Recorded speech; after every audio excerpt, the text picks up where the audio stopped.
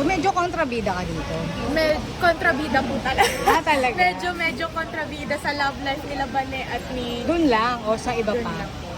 Doon lang. Pero hindi ka naman versatile kung Viva Max. Ayun yung nagawa ka pa rin. Sa Jojo na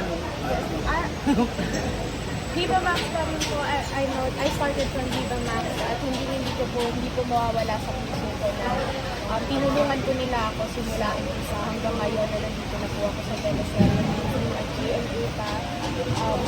Always be, Viva will always, is always in my heart. And ngayon po, gumagawa pa rin ako ng movie sa Viva habang gumagawa rin ako. So tuloy pa rin kahit nasa mainstream.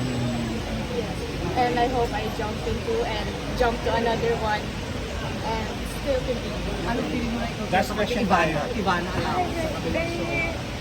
Very, nakakataba ng puso. Yung nakikita ko ng tao na gano'n.